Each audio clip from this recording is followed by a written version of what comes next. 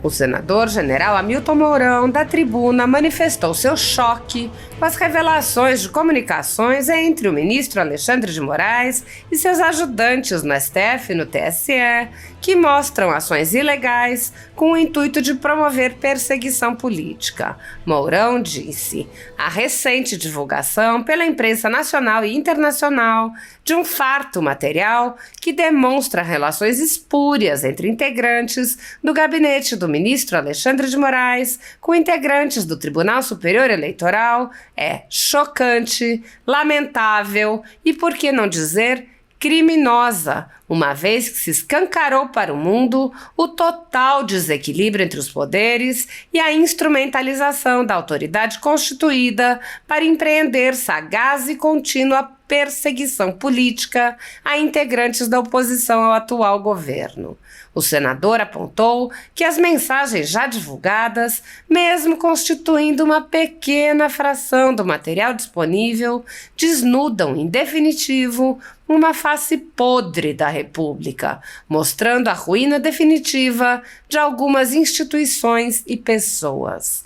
Mourão, que era o vice-presidente de Bolsonaro, fez um mea-culpa por seu discurso no final do mandato, reconhecendo que se enganou ao julgar que havia uma democracia no Brasil. Ele disse: em meu discurso como presidente da República em exercício, no dia 31 de dezembro de 2022, buscando a pacificação nacional, buscando que ultrapassássemos de forma democrática a partida de um governo e a chegada de outro, enganei-me redondamente ao pensar e dizer que vivíamos em uma democracia pujante. Hoje, vejo com clareza que os brasileiros vivem em um país que se diz democrático, mas em que verdadeiramente os direitos individuais mais elementares dos cidadãos estão completamente à mercê das preferências subjetivas de uma poderosa autoridade de Estado. O senador lamentou que haja setores da sociedade, em especial na velha imprensa e nas universidades, que se rebaixem ao ponto de justificar as ações totalitárias, criando supostas justificativas para a atuação ilegal e ilegítima. Mourão disse: a realidade é tão ingrata que parte do nosso povo parece gostar dessa ignóbil prática travestida, abro aspas, de tutela da democracia, fecho aspas. Sim, vemos a academia, parcela ponderável da imprensa, alguns de nossos colegas e até instituições aplaudindo esse circo de horrores, em que a legalidade é ajustada conforme os interesses e imperativos do contexto desejado por quem detém a caneta. General Mourão rebateu a ridícula narrativa de golpe de Estado, apontando: jamais, em momento algum daquele dia, as autoridades que representam os poderes da República estiveram em risco, e as pessoas que protagonizaram os lamentáveis atos tampouco tinham a real capacidade de abolir, por meio violento, o Estado de Direito. O senador tratou ainda da censura desenfreada, exemplificando com a saída da rede social X, antigo Twitter, do Brasil. Ele disse: a questão da rede social X, desnudada no último sábado, também nos deixa estarrecidos. É, por verdade, impensável que uma empresa dessa natureza tenha que fechar seu escritório no Brasil em função de ameaças feitas em documentos sigilosos que precisaram ser expostos para que comprovássemos a verdade. Ou seja, se não há liberdade de expressão, não há democracia. O senador concluiu alertando: digo com inequívoca certeza que esse estado de coisas precisa mudar. A Constituição, a qual juramos defender, tem que funcionar de fato para que não prospere essa malévola relativização do direito, na qual um único ministro da Suprema Corte atue de forma plenipotenciária com base no seu humor, sendo denunciador, investigador e juiz, manipulando laudos, quebrando ritos e sacrificando o que há de mais sagrado em nossas sociedades ocidentais, a liberdade. Ele conclamou: Colegas, senadoras e senadores, ó tempora, ó mores, mãos à obra. Vamos fazer agora o que tem que ser feito, sob pena de sermos repudiados por nossos descendentes. Apesar de alguns senadores agirem no limite de seus poderes para frear os atos autoritários de ministros das Cortes Superiores, a Casa Legislativa como um todo permanece cega, surda e muda, indiferente aos ataques à democracia, graças ao seu presidente Rodrigo Pacheco, que engaveta todos os pedidos de impeachment de ministros de Cortes Superiores que chegam às suas mãos. Os senadores há muito tempo têm conhecimento dos inquéritos secretos conduzidos pelo ministro Alexandre de Moraes, utilizando delegados da Polícia Federal escolhidos a dedo para promover uma imensa operação de fishing expedition contra seus adversários políticos. O desrespeito ao devido processo legal e a violação ao sistema acusatório são marcas dos inquéritos políticos conduzidos pelo ministro e já foram denunciados pela ex-procuradora-geral da República, Raquel Dodge, que promoveu o arquivamento do inquérito das fake news, e também por inúmeros juristas, inclusive em livros como Inquérito do Fim do Mundo, Sereis como Deuses e Suprema Desordem, Juristocracia e Estado de Exceção no Brasil.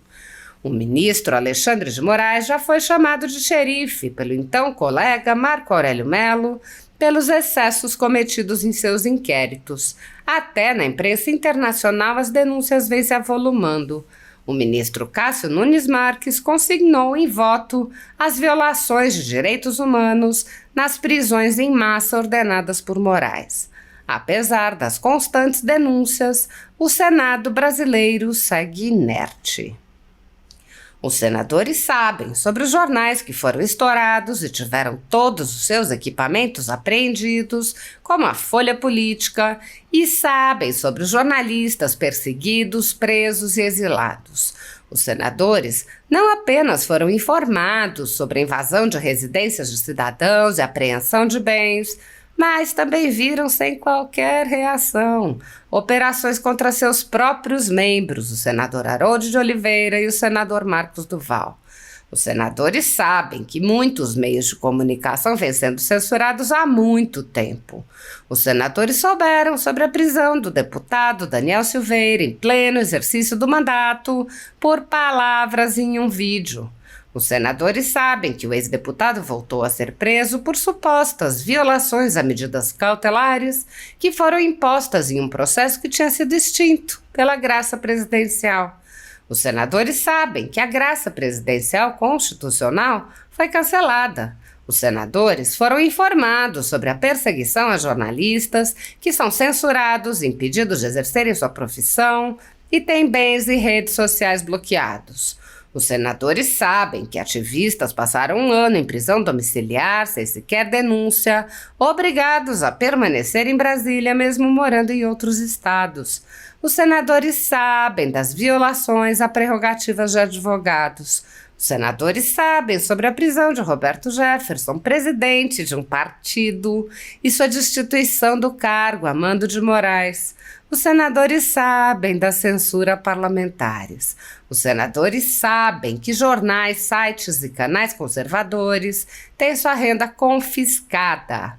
Os senadores sabem sobre as prisões em massa, sem individualização de condutas, sobre acusações descabidas. Os senadores sabem sobre as multas estratosféricas e confiscos de propriedade. Os senadores sabem que crianças ficam presas com seus pais, sem meios de sustento, em cautelares sem prazo para acabar. Os senadores sabem que Clériston Pereira da Cunha morreu no cárcere, com um pedido de soltura, aguardando que o ministro se dignasse a apreciar. Os senadores sabem que outras pessoas presas injustamente só foram soltas após a morte do preso político no cárcere. Os senadores sabem que pessoas inocentes estão sendo condenadas sem provas. Os senadores conhecem muitos outros fatos. Mesmo assim, todos os pedidos de impeachment, projetos de lei, requerimentos de CPI seguem enchendo as gavetas do senhor Rodrigo Pacheco. Há mais de 5 anos, o ministro Alexandre de Moraes conduz, em segredo de justiça, inquéritos políticos direcionados a seus adversários políticos. Em uma espécie de parceria com a velha imprensa, matérias, reportagens e relatórios são admitidos como provas, sem questionamento, substituindo a ação do Ministério Público e substituindo os próprios fatos, e servem como base para medidas abusivas que incluem prisões políticas, buscas e apreensões, bloqueio de contas, censura de veículos de imprensa, censura de cidadãos e parlamentares, bloqueio de redes sociais, entre muitas outras medidas cautelares inventadas pelo ministro, sem qualquer chance de defesa ou acesso ao devido processo legal. O mesmo procedimento de aceitar depoimentos de testemunhas suspeitas e interessadas e tomar suas palavras como verdadeiras se repete em diversos inquéritos nas cortes superiores.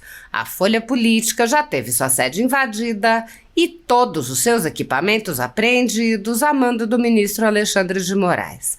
A renda do jornal está sendo confiscada a mando do ministro Luiz Felipe Salomão, ex-corregedor do Tribunal Superior Eleitoral, com o aplauso dos ministros Luiz Roberto Barroso, Alexandre de Moraes e Edson Fachin. Todos os rendimentos de mais de 20 meses de trabalho de jornais, sites e canais conservadores são retidos sem qualquer base legal. Se você apoia o trabalho da Folha Política e pode ajudar a impedir o fechamento do jornal, doe qualquer valor através do Pix, utilizando o QR Code que está visível na tela ou o código ajude@folhapolitica.org. Se preferir transferência ou depósito, a conta da empresa Raposo Fernandes está disponível na descrição deste vídeo e no comentário fixado no topo. Há mais de 10 anos, a Folha Política vem fazendo a cobertura da política brasileira, quebrando a espiral do silêncio imposta pelo cartel de mídia que quer calar vozes conservadoras. Pix, ajude@folhapolitica.org. Assista. Senhor presidente, senhoras senadoras, senhores senadores, senhoras e senhores que nos acompanham pelos meios de comunicação, em especial o povo do meu Rio Grande do Sul, uma boa tarde a todos. A recente divulgação pela imprensa nacional e internacional de um farto material que demonstra relações espúrias entre integrantes do gabinete do ministro Alexandre de Moraes com integrantes do Tribunal Superior Eleitoral é chocante, lamentável e, por que não dizer, criminosa. Uma vez que escancarou-se para o mundo o total desequilíbrio entre os poderes e a instrumentalização da autoridade constituída para empreender sagaz e contínua perseguição política a integrantes da oposição ao atual governo. Mesmo sem ter havido a divulgação da plenitude dos arquivos, não restam dúvidas que o material divulgado pelos senhores Fábio Serapião e Glenn Greenwald desnudam, em definitivo, uma face podre da República, mostrando a ruína definitiva de algumas instituições e pessoas. Para estarrecimento dos brasileiros de bem, vê-se o uso de um modus operandi maquiavélico, onde um lado define seus alvos e desafetos, e sobre eles demanda que um time de assessoria produza provas, pasmem, utilizando-se inclusive de sua criatividade. Em verdade, uma triste constatação resta clara ao Brasil. Aqui se prendem pessoas que nem imaginam por que estão sendo encarceradas. Aqui, pessoas são literalmente banidas das redes sociais, a exemplo do nosso amigo senador Marcos Duval, por uma cadetada. Aqui, um mero desabafo no WhatsApp pode significar a destruição de reputação feita pelo Estado. Aqui, senadora Damares, se morre na prisão, por puro descaso, um despacho de um processo que envolve uma vida humana. E aqui, pasmem novamente, senador Cleitinho, assassinos reincidentes são condenados a menos tempo que baderneiros. Em meu discurso como presidente da República em exercício no dia 31 de dezembro de 2022, buscando a pacificação nacional, buscando que ultrapassássemos de forma democrática a partida de um governo e a chegada de outros, enganei-me redondamente ao pensar e dizer que vivíamos em uma democracia pujante. Hoje, vejo com clareza que os brasileiros vivem um país que se diz democrático, mas que verdadeiramente os direitos individuais mais elementares dos cidadãos estão completamente à mercê das preferências subjetivas de uma poderosa autoridade de Estado. A realidade é tão ingrata que parte de nosso povo parece gostar dessa ignóbil prática travestida, abre aspas, de tutela da democracia, fecha aspas. Sim, vemos a academia, parcela ponderável da imprensa, alguns de nossos colegas e até instituições aplaudindo esse circo de horrores, onde a legalidade, ajustada conforme os interesses e imperativos do contexto desejado, por quem detém a caneta. Destaco também aqui, nesse mesmo contexto reflexivo, o recente pronunciamento do eminente jurista Nelson Jobim, que foi ministro da Defesa, é um intelectual que, como poucos, sabe separar as paixões do mundo político e a impessoalidade absolutamente necessária aos operadores do direito. Disse ele acerca dos atos de 8 de janeiro de 2023. Não houve tentativa de golpe de Estado, mas sim viu-se acatar-se pela frustração com a não obtenção de uma intervenção militar. Algo obviamente absurdo, a intervenção militar, para um país do porte do Brasil em pleno século XXI. Jamais, em momento algum daquele dia, as autoridades que representam os poderes da República estiveram em risco. E as pessoas que protagonizaram os lamentáveis atos, tampouco tinham a real capacidade de abolir, por meio violento, o Estado de Direito. A questão da rede social X, desnudada no último sábado, também nos deixa estarrecidos. É por verdade impensável que uma empresa dessa natureza tenha que fechar seu escritório do Brasil em função de ameaças feitas em documentos sigilosos que precisaram ser expostos para que comprovássemos a verdade. Ou seja, se não há liberdade de expressão, não há democracia. Por derradeiro, senhor presidente, aqui desta tribuna, digo com inequívoca certeza que esse estado de coisas precisa mudar.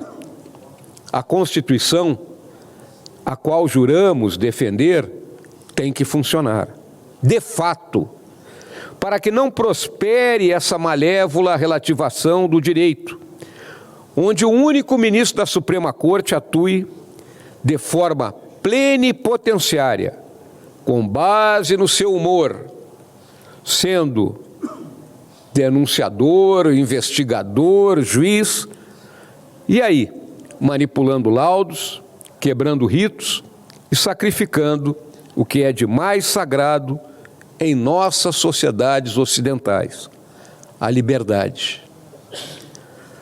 Colegas, senadoras, senadores, ó tempora, ó mores, mãos à obra. Vamos fazer agora o que tem que ser feito. sob pena de sermos repudiados por nossos descendentes. Muito obrigado, presidente.